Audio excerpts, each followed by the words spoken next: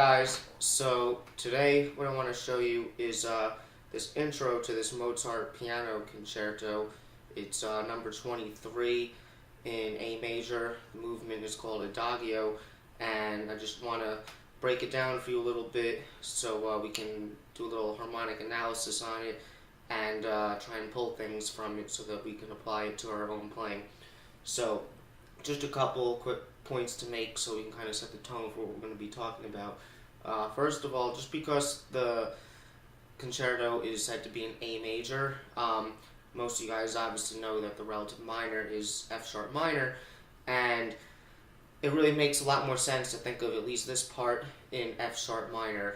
F sharp is definitely the tonic center here, and one of the common themes that I want to point out here is how he just really keeps stating that tonic center and plays around with it and uses different devices to kind of move away from it and come back.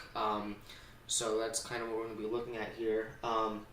Next thing is also that even though this is a Mozart piece, the style of it is really more of a Bach counterpoint, where he's really, at least in this intro part, just using two voices at a time, or maybe three with some triad work.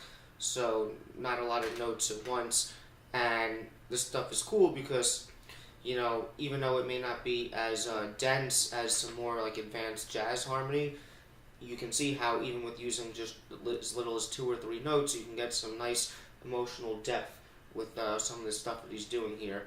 Okay, and the last thing I just want to point out that I'm sure a lot of you guys know, but I just want to kind of make sure is that you should know the two 5-1s in both the major and the relative minor keys. So in the F sharp minor, a minor 2-5-1 would be G sharp half diminished or G sharp minor 7 flat 5, C sharp 7, C sharp dominant 7, and F sharp minor. Okay, and in the relative major key, A major, which again is technically like the same key, the 2-5-1 would be like B minor or B minor 7, E7, and A major or A major 7. So just make sure you're aware of that. Okay, so we're just going to go through it and we'll talk about it a little bit. So the first little line is this. Okay, and I really just see this line here as stating just the tonic chord, the F sharp minor. So what he has here on the 9th fret of the A string and 9th fret of the high E string, it's basically, if you relate that to F sharp, this is the root, and that's the 5th. Okay, then he plays this. Here you have the 7th fret of the D string and the 10th fret of the high E string, and the 10th fret is moving back to the 9th. And this 7th fret on the D string here, that's the minor third of F sharp, so he's just kind of going up chord tones there. And then this, that's like the minor 6 or the flat 6 in relationship to F sharp, which is indicative of the Aeolian natural minor sound, which is the key that we're in. And then he's just moving back to the 5th there. So, and then he's going back to the root here, and he's just going up the triad. So that would be like the 5th, that's the root, and that's the 3rd. Okay, so even that little thing right there, it's cool. Not that you necessarily want to steal verbatim what Mozart did, but you can just kind of see how even though he's technically you can analyze that as one chord, but even within one chord, he can create motion with just a little bit of notes, and it sounds good. Okay, so coming from that, then you have this.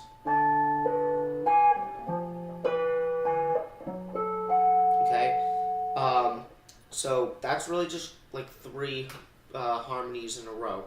So we'll look at what they are. So we're going to skip over this first one first, and we're going to look at the second two. So this, that's really just a 5-1 cadence in that same key. If we're in F sharp minor, the 5 again is C sharp 7. So for the C sharp 7, it's like an inversion. Here you have, I guess if you call it C sharp 7, technically this would be called an E sharp, so it's like the 3rd. Then there's their 7th, the B, and and then there is your G sharp, which is your fifth. So it's like your third, fifth, and seventh. So it's actually not playing the root there, but it's almost in a way kind of like a triad because it's three notes. And then here you have your tonic chord, F sharp minor. I'm sorry, just to kind of go back with the other one with the frets. 13th fret of the low E string, 12th fret of the B string, and 16th fret of the high E string. And then here you have all 14th fret on the low E string, the G string, and the high E string. And that's basically your root, your minor third, and the root. So it doesn't have the fifth there, but even just playing the root and the minor third kind of clearly states F sharp minor. Okay, and the cool thing about these specific voicings, is the voice leading. So even something like that is a great device to take because it's just a simple 5-to-1 cadence, but the voice leading here, the way the notes move from one to another is really smooth and intelligent. Okay, so it's a cool thing to take. But the chord that comes before it is this. So the way I'm playing that, I'm hitting the open D string, and then I'm playing on the high E string 17. So I'm playing those together. And then after that, on the 16th fret, I'm playing the G string, and then 16th fret on the high E string. So all those notes, so if we were to analyze what this is, now the fact that we have this low D note in the bass, we're going to try and analyze it as some sort of a D chord. So the other notes over that root, this is like the fifth, that's like the major 6, and that would be like the sharp 11.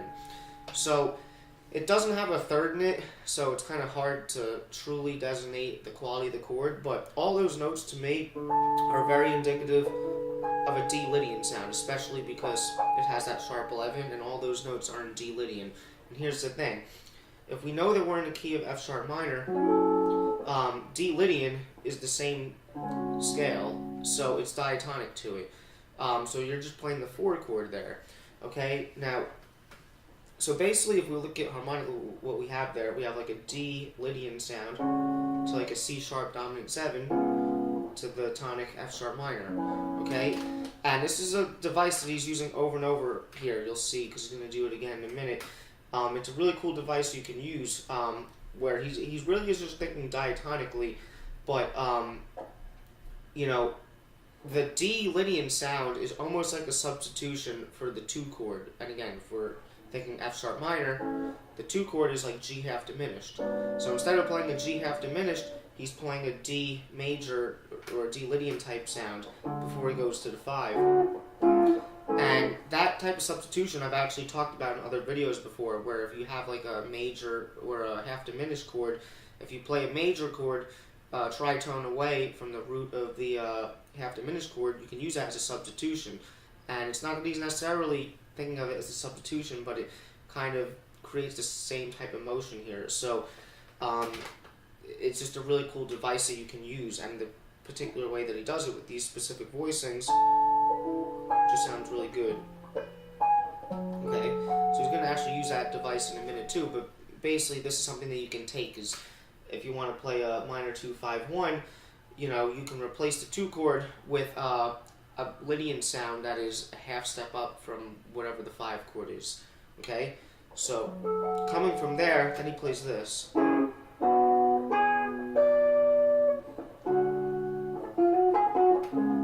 Okay, and he's really just kind of doing the same thing that we just did, but just kind of approaching it with something. So he's approaching it with this, and those are just 2 minor triads. You have C sharp minor triad and B minor triad. Now, I know that we just had C sharp being a dominant chord, but when C sharp is the dominant, what it's really implying is like F sharp harmonic minor or melodic minor, where those 2 particular minor scales, the 5 chord is dominant 7. But if we just thought of F sharp as natural minor or Aeolian, in that scale, C sharp would be a minor triad. It's basically, if you think of the relative major, A major, that's the 1 major, the 2 minor is B minor, and the 3 minor is C sharp minor. So we're just playing the 3 and the 2 chord there. C sharp minor, B minor, okay? But also, here's the thing, when we land on this B minor, he also then plays this. You know, just like a G sharp, and then a D. And B minor is a related chord to G sharp half diminished, and it's basically a diatonic third away, and that's something that most of you guys probably know anyway. Any chord that you have, a common substitution that you can use is to play the chord that is up a diatonic third from it. That's basically what relative major and minor is. Like if you have F sharp minor, most people know that A major is a substitution for F sharp minor. So it's the same thing here. Instead of G sharp half diminished, we're having B minor.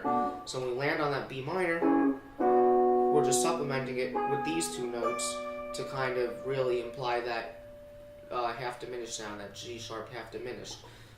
And then he's continuing that sound by doing this. Here he's going to play that Lydian thing again, but he's using this voicing where it's 5th fret of the low E, of the A string, 6th fret of the D string, and then 7th fret of the B string. So it's basically, for D Lydian, there's your root, your sharp 11, and your major third. So then there, and then he's doing this little melodic thing. There is your just regular old C sharp 7. So that whole movement, again, is just similar like a minor 2-5-1.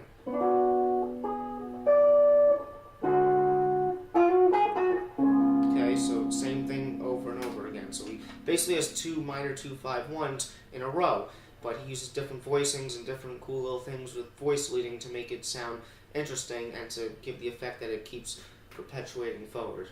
Okay, so we left off at this 5 chord here.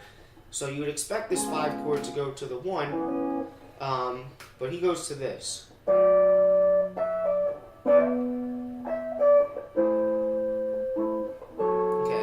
so let's look at what that is. So we gotta analyze it. Now, if we just skip over the first part, this whole thing, we'll go back to that in a second, but the next part is really easy to analyze. This is very clearly an A minor triad, and this is an F sharp minor triad, okay? Here for the A minor, you have your root, 5th, minor 3rd, 12th fret of the A string, 14th fret of the D string, and 13th fret of the B string. And then for the F sharp minor, 9th fret of the A string, 10th of the B string, and 9 on the high E string, okay? So that is easy to sort of label, but the part before it, we have to put a label on it, okay? So here's the thing. Sometimes you can use your ear to help figure out how you would label a particular harmony. So an interesting thing is this. If we look at this passage, the two notes in the bass are F sharp moving to B. But, ironically enough, the two ways that I would label this harmonically are not F sharp moving to B sound. So, to me, it kind of sounds like either the minor 2-5-1 again in the minor key or the major 2-5-1 in the major key. And I'll show you what I mean.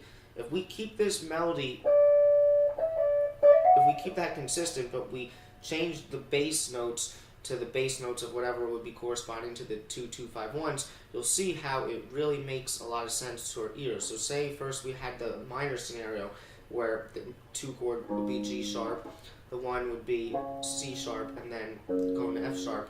If we put those notes in the bass, we'd have this. Sorry, let me do it again. It makes real logical sense to land on the F sharp there. But the relative major also makes sense too. If we had like a B minor moving to E7 to A major, those notes work too. If I did something like this.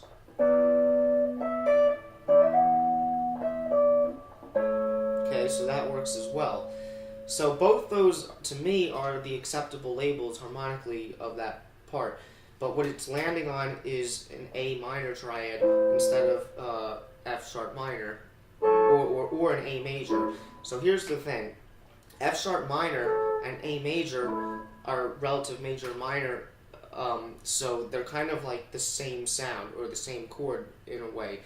So the fact that it's landing on A minor, it's sort of what you might call like a deceptive cadence, because you're expecting it to either land on F sharp minor or A major, but it lands on A minor. And in the case of A minor, it makes sense because it's the same root, but it's just like a quality change, and then it just goes to where you expect it. So the way that you can sort of extrapolate from this and make it a device is, in both those cases, if you have, say you had a minor 2-5-1, instead of landing on the minor 1, you can go up a minor third to the A minor, and then go to the 1. In the case of the major 2-5-1, you can land on the right tonic, but you can play minor first, and then go to the major. So you're basically inserting in an extra chord to give it some extra voice leading and motion before it lands to where you wanted it to land. Okay, so that's a cool little device that you can take there. And also, the fact that he has these different notes in the bass, that's something else that you can take from it. Okay, then he goes here.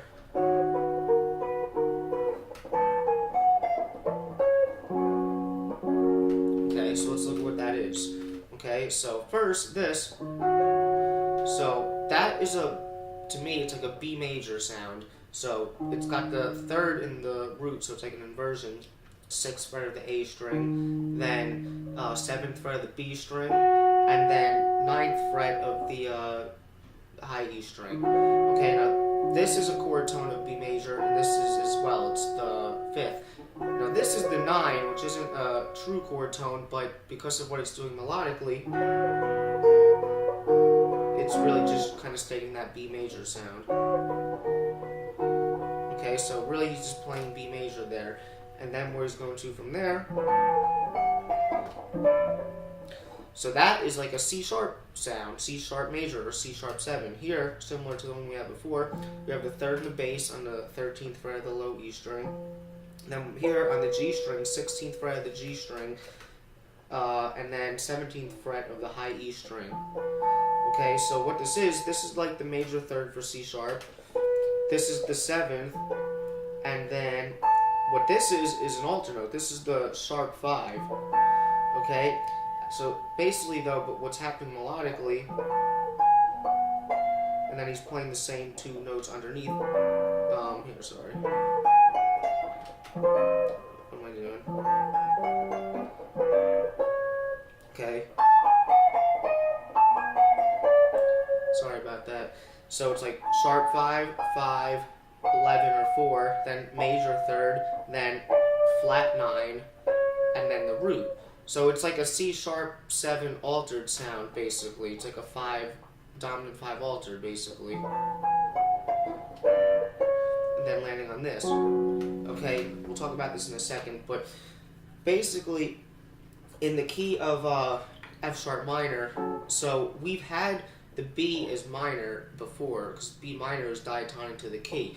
But we're making it major here because we're kind of using some modal mixture, which is another thing that he does here. So if you thought of F sharp minor as more of like a Dorian sound, if it was Dorian, the B would be major, okay? And then the C sharp would also be major, but also it's just now we have our dominant 5 chord moving to 1. So if we think of F sharp as our tonic center, it's just a very classic 4 to 5 to 1 motion, and he just made the 4 chord major, which there's nothing wrong with there. So that's basically harmonically what he's doing there.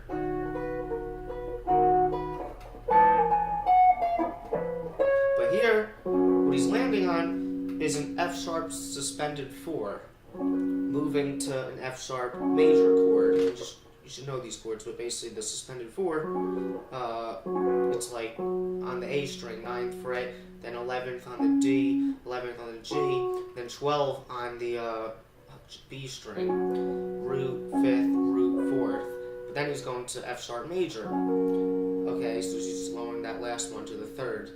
Okay, so here's the thing. Even though the key is F sharp minor, the reason why landing on the major here, or not actually, he's actually landing on the suspended, the reason why it works is because what is going to be going on here from a voice leading point of view. So if you look at the melody note, here we have the 4th, okay, now there it's the major, so it's almost like that deceptive thing like we had before, so you'd expect it there to go to minor, which is sort of what it does, because what it does go to is this. Okay, so he has a D in the bass here. And D major, because you know it's major, because here you have D in the bass at the 10th fret of the low E string, and then here 10th fret of the B string, so root and 5th, and then he supplements it with this note, which is the major 3rd. So that's very clearly D major. Okay, and D major is related to F sharp minor. Again, if we think F sharp natural minor Aeolian, D is almost like the Lydian sound, but even just the fact that it's down a diatonic 3rd, D major is related to F sharp minor, so it almost is acting as a substitution as F sharp minor, almost like an inversion of it, if you will. So from a voice leading point of view, it's very intelligent, and then he just switches the bass there. Okay, then he goes to this. Okay, now this whole part is going to be stating like a G major triad sound, but it's inverted, because here, 7th fret of the low E string, that's your major 3rd for G, and then this is the tonic here, this is your G. And what he plays is this. So he just goes up a whole step here. And then he just goes up the triad. Okay, so it's just a G major triad. And G is the most out of key chord that we've had so far, but it still makes a lot of sense for two reasons. First of all, the fact that we came from a D chord before that, it's just cycling through it, almost like through the cycle of fifths. So like D moving to G is very natural, because it's like a 5 to 1, which we're all used to hearing that sound. So it makes complete sense to go to a G sound here, okay? And also, the other reason why it makes sense is because after the G, what you have is he's going back to an F sharp minor sound, okay? And if we use a little bit of modal mixture again, instead of thinking of F sharp as Aeolian, if we thought of it as Phrygian, the next chord up from it would be G major, okay? So it's actually really cool to see Mozart being hip here, using modal mixture to intelligently find ways to get back to the tonic center, okay? And you can do it too. Okay, so then when he gets back to here, so he's just going to do a simple 1-5-1 here. So it's an inversion, because here, 7th fret of the D string, that's your minor 3rd, and then here on the B string, 7th fret, that's your root, and he's just melodically doing this. So 1, 9, 1, minor 3rd. So that's your tonic chord, and then he's just going to this, which is just your straight up dominant 5 chord. 4th fret of the A string, 4 on the G, 6 on the B, 4 on the A. Okay, root, 7th, major 3rd, and then 5th. Okay, and then going to the tonic to end it. All 2nd fret. Root, minor 3rd, root, minor 3rd, 5th, tonic. Okay, so very cool stuff here. As you can see, like what I was saying before, the way his chords move from a harmonic point of view are very intelligent, and although they seem very basic when you put a label to it, they sound really good, and the voice leading that he's using creates a lot of emotional depth. So you can take a lot from this, not only to add different voice leading examples to your own vocabulary, but even just general harmonic vocabulary, how you can take some of these devices and make variations on them and whatever. So I thought it was a cool thing to look at, because classical music is not really my area of expertise, but you can always learn from different styles and whatnot and add them to your own playing and style. So I hope that you enjoyed that, and enjoy the rest of your day.